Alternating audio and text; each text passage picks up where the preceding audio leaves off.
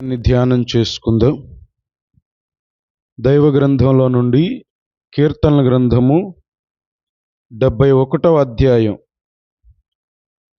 17-18 వచనాలను జ్ఞాపకం చేసుకుందాం.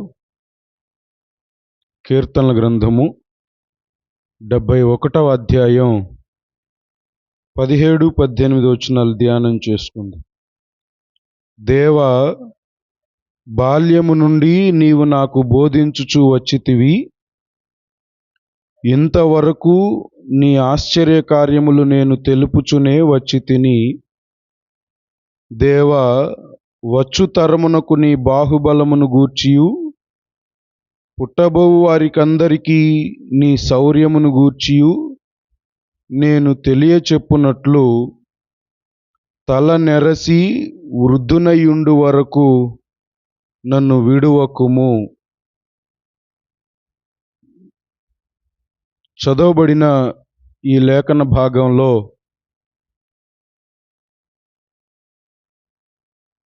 భక్తుడు మాట్లాడుతున్న మాట ఏమిటనంటే 18వ వచనం చివరి లైన్లో అంటారు, తల నెరసి వృద్ధునయుండు వరకు నన్ను విడువకుము.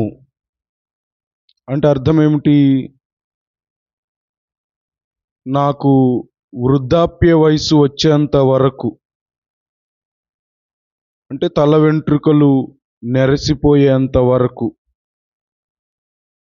నన్ను విడువకుము అని ఈ భక్తుడు ఒక రకంగా ప్రార్థన చేస్తున్నాడు. కొంచెం మనసు పెట్టి ఆలకించండి. వృద్ధుడనయ్యుండు వరకు నన్ను విడువకుము అని భక్తుడు మాట్లాడుతున్న మాట. ఎందుకు విడిచిపెట్టకూడదు అని ఆలోచన చేస్తే 17వ వచనాన్ని చదువుకుందాం. బాల్యము నుండి నీవు నాకు బోధించుచు వచ్చితివి. ఇంతవరకు నీ ఆశ్చర్య కార్యములు నేను తెలుపుచునే వచ్చి తిని. ఈ గ్రంథాన్ని వ్రాస్తున్న భక్తుని జీవితంలో దేవుడు బాల్య వయసు నుండి బోధిస్తూ వస్తున్నాడట. తన వాక్యాన్ని, తన మాటలను దేవుడు ఎప్పటి నుండి బోధిస్తున్నాడు? బాల్య వయసు నుండి. అంటే చిన్ననాటి నుండి దేవుని దగ్గర కూర్చొని దేవుని మాటలు నేర్చుకుంటున్నాడు ఈయన. శ్రద్ధగా ఆలకిద్దాం. బాల్య వయసు నుండి దేవుని మాటలను ఏం చేస్తున్నాడు? నేర్చుకుంటున్నాడు. దేవుడు బోధించేటువంటివి నేర్చుకుంటున్నాడు. నేర్చుకున్న మాటలను ఏం చేస్తున్నాడంటే ఆ తర్వాత లైన్లో అంటారు, ఇంతవరకు అంటే ప్రస్తుత కాలము వరకు నేనేమైతే నేర్చుకున్నానో, ఏదైతే విన్నానో దానిని తెలియచేస్తున్నాను అని భక్తుడు మాట్లాడుతున్నాడు. అంటే విని ఓరకనే ఉండటం కాదు, కానీ విన్న మాటలను ఇతరులకు మరలా తెలియచేస్తున్నాడు. తాను నేర్చుకున్న దానిని ఇతరులకు బోధిస్తూ ఉన్నాడు. ఇంకొంచెం అర్థం అవడానికి మీకు ఒక సంఘటన చెప్తాను. ఒక ఉపాధ్యాయుడు ఉన్నాడు అనుకోండి. ఉద్యోగం రాకముందు వరకు, మరి ఎల్కేజీ నుండి ఇంచుమించుగా డిగ్రీ వరకు ఒక 12 సంవత్సరాలు 15 సంవత్సరాల పాటు నేర్చుకుంటారు. నేర్చుకున్న తరువాత కొంతకాలానికి ఉద్యోగం వస్తుంది. ఉద్యోగంలో చేరిన తరువాత ఈ 15 సంవత్సరాల పాటు ఏదైతే చదివాడో, నేర్చుకున్నారో దానిని ఉద్యోగం పొందుకున్న తరువాత మరలా తాను పాఠశాలలోనికి వెళ్ళి తన దగ్గరకు వచ్చిన పిల్లలకి ఏం చేస్తారంటే నేర్పిస్తాడు. ఈ 15 సంవత్సరాల పాటు తాను నేర్చుకున్న ప్రతిదీ, తాను చదివిన ప్రతిదీ గుర్తుపెట్టుకొని తన దగ్గరకు వచ్చిన పిల్లలకు నేర్పిస్తాడు. నేర్పించడం వలన మరలా ఆ పిల్లలు నేర్చుకొని వారు పెద్దవారై తమ జీవితాన్ని, భవిష్యత్తును దీవెనకరంగా మలుచుకుంటారు. నేనంటాను, ఒకవేళ ఈ 15 సంవత్సరాల పాటు తాను నేర్చుకున్న దానిని ఉద్యోగం వచ్చిన తర్వాత తన దగ్గరకు వచ్చిన పిల్లలకు ఒకవేళ నేర్పించలేదనుకోండి, శ్రద్ధగా ఆలకించండి. ఈ ఎల్కేజీ నుంచి డిగ్రీ వరకు 15 సంవత్సరాల పాటు నేర్చుకున్న తర్వాత ఉద్యోగం వచ్చి పాఠశాలలో చేరిన తర్వాత తన దగ్గరకు వచ్చిన పిల్లలకు నేర్పించలేదనుకోండి, తాను నేర్చుకున్న చదువుకి ఏమైనా అర్థం ఉంటుందంటారా? ఏమి అర్థం ఉండదు. ఇంత నేర్చుకొని తన దగ్గరకు వచ్చిన పిల్లలకు తాను నేర్పించకపోతే తాను నేర్చుకున్న దాని వలన తనకు ప్రయోజనం ఉండదు, పిల్లలు కూడా నేర్చుకోలేరు. కొంతమందిని మనం పరిశీలన చేస్తే 10వ తరగతి చదువుతున్న వారికి చూసి చదవడం కూడా రాని స్థితిలో ఉంటారు కొంతమంది పిల్లలు. గల కారణం ఏమిటనంటే, ఒక రకంగా నేర్పించే ఉపాధ్యాయునిలో ఉన్న లోపము, ఇంకో రకంగా నేర్చుకోవడానికి సుముఖత చూపించకపోవడం వలన విద్యార్థిలో ఉండే లోపం కూడా మనం కారణంగా చెప్పుకోవచ్చు. ఇక్కడ ఏమంటానంటే, ఉపాధ్యాయుడు తాను నేర్చుకున్న దానిని మరలా తన పిల్లలకు బోధించడం వలన తాను నేర్చుకున్న దాని వలన ఒక సార్థకత ఉంటుంది, ప్రయోజనం ఉంటుంది. నేర్పించకపోతే ప్రయోజనం ఉండదు. దేవుని వాక్యాన్ని ఆలకిస్తున్న మన జీవితాలలో కూడా భక్తుడు ఇక్కడ 17వ వచనంలో వ్రాస్తున్న మాట ఏమిటనంటే, బాల్యము నుండి నీవు నాకు బోధిస్తున్నావు అంటే అర్థం ఏమిటి? ప్రభువును ఎరిగిన నాటి నుండి. మన జీవితంలో కొంతమందికి దేవునిని తెలుసుకున్న ఒక 10 సంవత్సరాల వయసు ఉంటుంది, కొంతమందికి ఒక 5 సంవత్సరాల వయసు ఉంటుంది, ఇంకొంతమందికి 10 కన్నా ఎక్కువ సంవత్సరాల వయసు ఉంటుంది. అంటే ప్రభువును ఎరిగిన నాటి నుండి ప్రభు మాటలు వింటున్నాం మనం. ఆదివారం మందిరానికి రావడం ద్వారా, బయట సువార్త సభల ద్వారా, లేకపోతే కుటుంబాలలో ప్రార్థన జరుగుట ద్వారా, కుటుంబ ప్రార్థనల ద్వారా ఎన్నో మాటలు మనం నేర్చుకుంటున్నాం, దేవుని మాటలు వాక్యం ద్వారా. అట్లాగే పాటలు పాడుకుంటున్నాం, పాటలలో కూడా దేవుని వాక్యమే ఉన్నది. పాటలు పాడుకుంటున్నాం, పాటల ద్వారా ఎంతో కొంత మనం నేర్చుకుంటున్నాం. నేర్చుకున్న ఈ మాటలను ఉపాధ్యాయుడు ఎట్లాగైనా నేర్చుకొని ఉద్యోగంలో చేరిన తర్వాత తన దగ్గరకు వచ్చిన పిల్లలకు నేర్పిస్తాడో, దేవుని మాటలు నేర్చుకుంటున్న మనము కూడా నేర్చుకొని మన కొరకు మాత్రమే సరిపెట్టుకొనక మన కుటుంబానికి కూడా మనం నేర్పించగలుగుతున్నామా అనేది దేవుడు మనలను ప్రశ్నిస్తూ ఉన్నాడు. కొంచెం శ్రద్ధగా ఆలకించండి. మనం ఏ మాటలైతే నేర్చుకుంటున్నామో, ఏ వాక్యాన్ని అయితే అర్థం చేసుకుంటున్నామో, ఆ మాటలను మన పిల్లలకు లేదా మన కుటుంబానికి, మనకు పరిచయమైనటువంటి వారికి మనం నేర్పించగలుగుతున్నామా? ఒకవేళ నేర్పిస్తే దేవుని వాక్యాన్ని మనం నేర్చుకోవడంలో ఒక సార్థకత ఉంటుంది. ఒకవేళ నేర్పించలేకపోతే మనం చేసే ఈ భక్తి వలన ప్రయోజనం ఉండదు. దేవునికి స్తోత్రం కలుగునా. హల్లెలూయా. కాబట్టి మనం నేర్చుకుంటున్న మాటలు ఇతరులకు తెలియచేయాలి, మన పిల్లలకు నేర్పించాలి.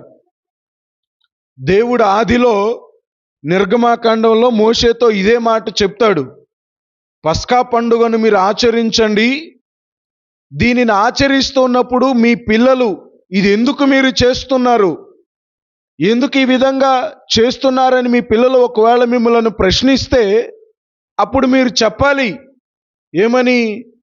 దేవుడు పరిశుద్ధుడైనటువంటి దేవుడు ఐగుప్తులో మనం బాధపడుతున్నప్పుడు, శ్రమపరచబడుతున్నప్పుడు దేవుడు మనల్ని విడిపించాడు, విమోచించాడు. అందుకు గుర్తుగా దీనిని మనం పాటిస్తున్నాం. కాబట్టి మీరు కూడా ఈ విధంగా నడుచుకోవాలి, ఈ విధంగా ప్రవర్తించాలని చెప్పి మీ పిల్లలకు తెలియచేయండి అని దేవుడు మరి మోషేతో చెప్పినటువంటి ఆజ్ఞ అది. దేవునికి స్తోత్రం కలుగునా. హల్లెలూయా. కాబట్టి మనం నేర్చుకున్న దానిని ఏం చేయాలంటే ఇతరులకు బోధించాలి, వివరించాలి, మన పిల్లలకు తెలియచేయాలి. తెలియచేసినప్పుడు వారు దేవునిని గురించి తెలుసుకుంటారు. వారి జీవితంలో ఏదైనా ఒక కష్టం వస్తే దేవుని దగ్గరికి వెళ్ళి ప్రార్థన చేసుకుంటారు. మనుషుల మీద ఆధారపడకుండా, అధికారుల మీద ఆధారపడకుండా దేవుని మీద ఆధారపడడానికి దేవుడు వారికి సహాయం చేస్తారు. ఒక ప్రశ్న మనకు ఉత్పన్నం అవ్వచ్చు. ఏమిటంటే, ఎందుకు మనం మన పిల్లలకు నేర్పించాలి ఈ దేవుని వాక్యాన్ని? ఎందుకు మన పిల్లలకు మనం బోధించాలి అని ఆలోచన కలిగితే దేవుడు చెప్పేటువంటి ఓ ప్రశ్నకు సమాధానం కొంచెం జాగ్రత్తగా ఆలకించండి. బాల్యము నుండి నీవు నాకు బోధిస్తున్నావు, నేను ఇంతవరకు నీ మాటలను ఇతరులకు తెలియచేస్తున్నానని భక్తుడు మాట్లాడుతున్నాడు కదా. ఎందుకు మన పిల్లలకు మనం వివరించాలి? ఎందుకు మన పిల్లలకు ఈ మాటలను తెలియచేయాలి, బోధించాలి అని అంటే సమాధానం దైవ గ్రంథంలో నుండి ఒక మాటను మనం చదువుకుందాం. న్యాయాధిపతుల గ్రంథం, దైవ గ్రంథంలో నుండి న్యాయాధిపతుల గ్రంథము 2వ అధ్యాయం, దైవ గ్రంథంలో 10వ వచనాన్ని చదువుకుందాం. ఆ తరము వారందరూ తమ పితరుల యొద్దకు చేర్చబడిరి. వారి తరువాత యెహోవానైనను ఆయన ఇశ్రాయేలీల కొరకు చేసిన కార్యములనైనను ఎరుగని తరమొకటి పుట్టగా. వాక్యంలో వ్రాయబడినటువంటి మాట. మన పిల్లలకు ఎందుకు తెలియచేయాలి దేవుని వాక్యాన్ని అని మనం ప్రశ్నించుకుంటే ఆ ప్రశ్నకు దేవుడు ఒక సమాధానాన్ని ఇక్కడ వ్రాస్తూ ఉన్నాడు. కొంచెం శ్రద్ధగా ఆలకిద్దాం దేవుని వాక్యాన్ని. వాక్యంలో వ్రాయబడిన మాట ఏమిటనంటే, ఆ తరము వారందరూ అంటే అర్థం యెహోషువ కాలంలో వ్రాయబడినటువంటి మాట. ఆయన భూమి మీద బ్రతికి ఉన్నప్పుడు దేవుని నీతిని, న్యాయ విధులను బోధించాడు, వివరించాడు, తెలియచేశాడు. తనతో పాటు సమాన వయసు కలిగిన వారందరూ ఆ మాటలు విన్నారు. యెహోషువ బోధించినట్లుగా, వివరించినట్లుగా ఆ మాటల ప్రకారం జీవించారు. తమ జీవితాన్ని ఆ ప్రకారం నడిపించుకోగలిగారు. కొంతకాలానికి యెహోషువ ఏమయ్యాడంటే చనిపోయాడు. వృద్ధాప్య వయసు వచ్చింది, చనిపోయాడు. తనతో పాటు సమాన వయసు కలిగిన వారందరూ కూడా చనిపోయారు. ఆ తరువాత యెహోవాను గాని, యెహోవా చేసిన ఆశ్చర్య కార్యములను గాని ఎరుగనటువంటి వారు భూమి మీద ఉద్భవించారట. దేవునికి స్తోత్రం కలుగునా. హల్లెలూయా. ఎవరు తెలియదంట వారికి? దేవుడు తెలియదు. దేవుడు చేసిన ఆశ్చర్య కార్యములు కూడా వారికి తెలియదు. ఎందుకని? తమ తల్లిదండ్రులు తమ పిల్లలకు దేవుని వాక్యాన్ని నేర్పించలేకపోయారు, దేవుని మాటలను బోధించలేకపోయారు. అయ్యా, ఐగుప్తులో ఉన్నప్పుడు దేవుడు మనల్ని విడిపించాడు. ఇదిగో మనం అరణ్య మార్గం గుండా ప్రయాణం చేస్తుంటే మార్గ మధ్యంలో ఎర్ర సముద్రం ఎదురొచ్చింది. అక్కడ ప్రార్థన చేసుకుంటే దేవుడు ఎర్ర సముద్రమును 2 పాయలుగా చేసి ఆరిన నేలను నడిపించాడు అని తల్లిదండ్రులు తమ పిల్లలకు బోధించలేకపోయారు. మన పితరులకు ఆకలైనప్పుడు ఆకాశము నుండి దేవుడు మన్నాను పంపించాడు. దాహమైనప్పుడు బండలో నుండి నీటిని రప్పించాడు. మార్గమధ్యంలో ఎందరో రాజులు ఎదురొచ్చి అడ్డగించారు. దేవుడు వారందరి చేతిలో నుండి కాపాడి సంరక్షించి సురక్షితంగా ఈ పాలు తేనెలు ప్రవహించే ఈ దేశంలోనికి, కనాను దేశంలోనికి దేవుడు మనల్ని నడిపించాడు. కాబట్టి దేవునిని మీరు మరిచిపోకండి, దేవునికి ప్రార్థన చేసుకోనండి, మీకు కష్టం వచ్చినప్పుడు దేవునికి మొరపెట్టుకోనండి అని చెప్పి తల్లిదండ్రులు తమ పితరులకు నేర్పించలేకపోయారు. గనుకనే పిల్లలు ఎట్లాగునయ్యారంటే యెహోవాను గాని, యెహోవా చేసిన ఆశ్చర్య కార్యములను గాని ఎరుగని వారిగా ఉన్నట్లుగా వాక్యంలో వ్రాయబడి ఉంది. ఎంత విచారకరమైన సంగతో కొంచెం మనసు పెట్టి ఆలకిద్దాం. ఇన్ని కార్యాలు చేశాడు దేవుడు. ఎంత ఉన్నతంగా వారిని శత్రు సైన్యముల చేతిలో నుండి విడిపించి బయటకు తీసుకొని వచ్చాడో. కానీ ఈ కార్యాలు ఏవి వారి జీవితంలో అర్థం కానట్లుగా, గుర్తులేనట్లుగా, తెలియనట్లుగా బ్రతుకుతున్నారు. ఇక చివరికి ఎట్లా అయ్యారు అనంటే దేవుడు అనేవాడే లేడు అన్నట్లుగా మాట్లాడే స్థాయికి వాళ్ళు చేరిపోయారు. దేవుడు తెలియదు కదా వారి జీవితంలో, దేవుడు చేసిన ఆశ్చర్య కార్యములు వారు గ్రహించలేదు కదా, అర్థం చేసుకోలేదు కదా. చివరికి ఏమయ్యారంటే దేవుడు లేడు అనే చెప్పే స్థాయికి చేరిపోయారు. దైవ గ్రంథం 53వ అధ్యాయం కీర్తనల గ్రంథం 1వ వచనంలో అంటారు, దేవుడు లేడని బుద్ధిహీనులు తమ హృదయములో అనుకొందురు. అంటే దేవుడు వారికి తెలియదు కాబట్టి దేవుడు లేడు అని అనుకుంటున్నారు బుద్ధిహీనులు.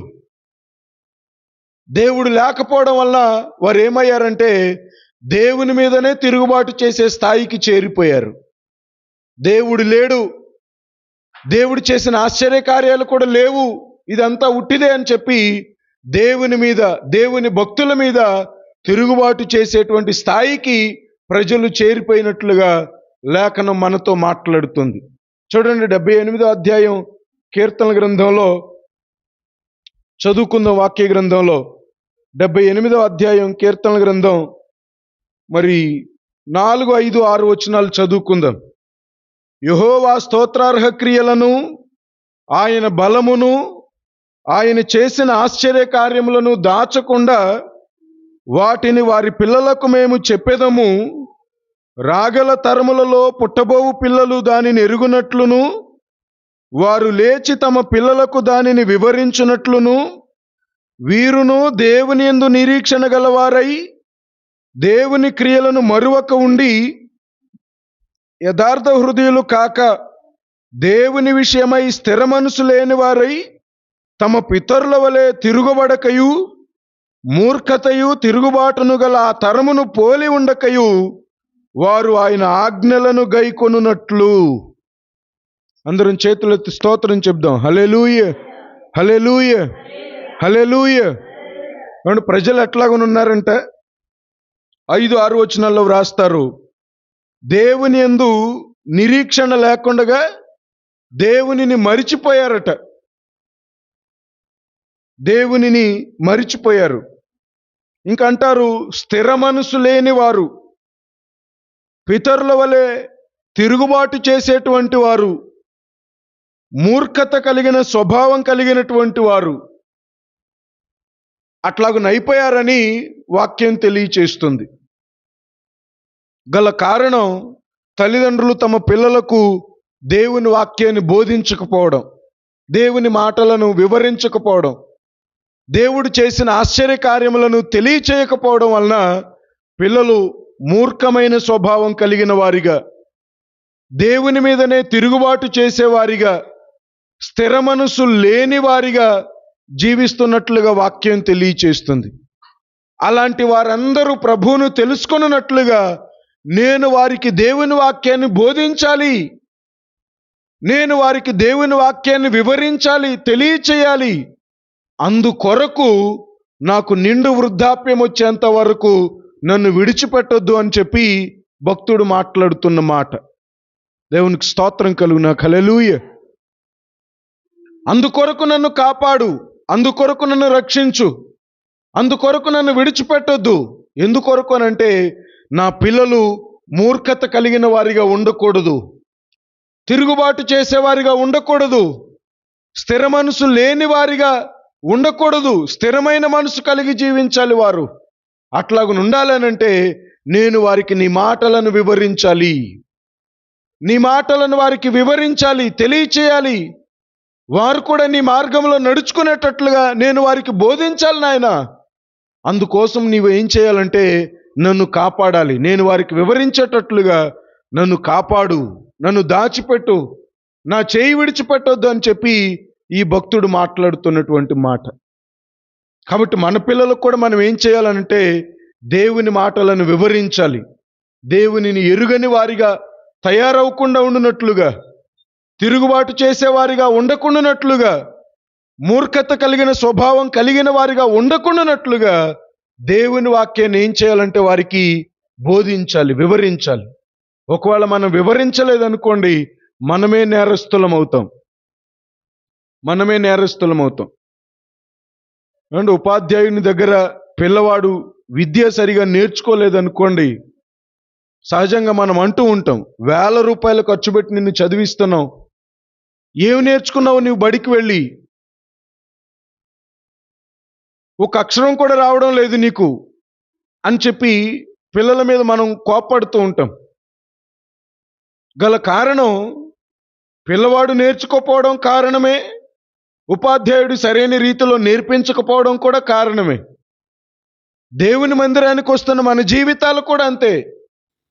మన తరానికి లేక మన పిల్లలకు దేవుని వాక్యాన్ని గురించి వివరించడం, దేవుని వాక్యాన్ని బోధించడం మన జీవితాలకి ఎంతైనా ఆశీర్వాదం, దీవెన. అట్లా దేవుని వాక్యాన్ని మనం బోధించినప్పుడు ఖచ్చితంగా ప్రభు మన జీవితాల్లో, మన పిల్లల జీవితాల్లో దేవుడు కార్యం చేసే దేవుడు ఆయన. వచ్చు తరమునకు నీ బాహుబలమును గూర్చియు, పుట్టబోవు వారికి అందరికీ నీ శౌర్యమును గూర్చియు తెలియచేయునట్లు తల నెరసి వృద్ధనై ఉండు వరకు నన్ను కాపాడుము. దేవుని సన్నిధిలో మనం కాపాడబడాలి అని అంటే, దేవుని సన్నిధిలో మనం సురక్షితంగా ఉండాలి అని అంటే, వాక్యం మనకు నేర్పించే పాఠం ఏమిటనంటే, వచ్చేటువంటి తరానికి మన పిల్లలకు దేవుని వాక్యాన్ని మనం బోధించాలి, దేవుని వాక్యాన్ని మనం వివరించాలి, తెలియచేయాలి. అట్లా ఎందరైతే తమ పిల్లలకు, తన కుటుంబ సభ్యులకు, రాబోయేటువంటి తరానికి దేవుని వాక్యాన్ని బోధిస్తారో, దేవుని వాక్యాన్ని ప్రకటన చేస్తారో, వారి జీవితాలు ధన్యకరం అవుతాయి, ఆశీర్వాదకరంగా మలచబడతాయి, దీవెనకరంగా మలచబడతాయి.